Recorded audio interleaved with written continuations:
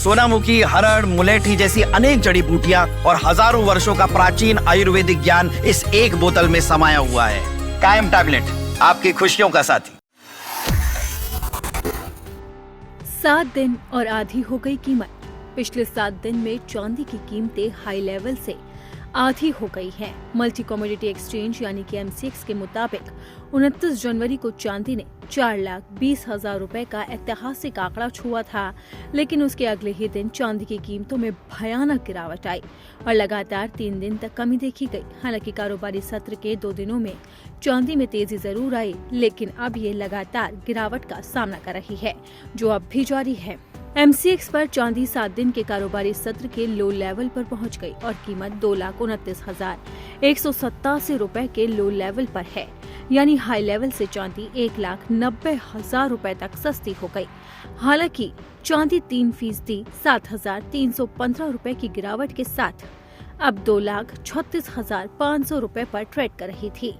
इस दौरान चांदी का दिन का हाई लेवल 2,43,277 रुपए रहा, जबकि पिछले कारोबारी सत्र के दौरान चांदी काफी ऊंचाई पर पहुंच गई थी। Indian Boolean and jewellers association यानी कि IBJA ने अपने आंकड़े जारी किए। चांदी 2,41,184 रुपए प्रति किलोग्राम हो गई।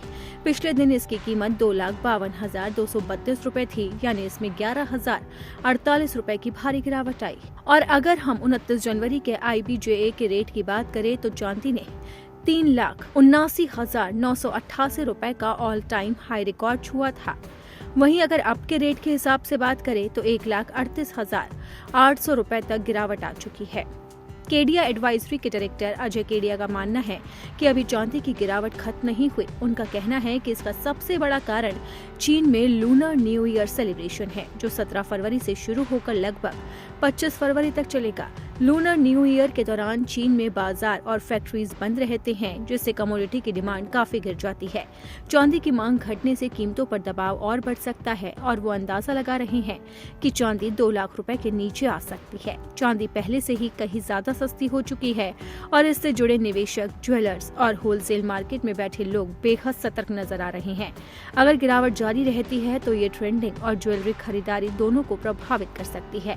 फिलहाल जो आंकड़े सामने आ रहे हैं वो निवेशकों के लिए झटके पर झटका है, जबकि जिनके घर में शादी ब्याह है उनके लिए खुशखबरी है, क्योंकि 4 लाख पहुंचने पर लोगों ने खरीदारी बंद कर दी थी, लेकिन अब एक बार फिर से वो खरीदारी शुरू कर सकते हैं।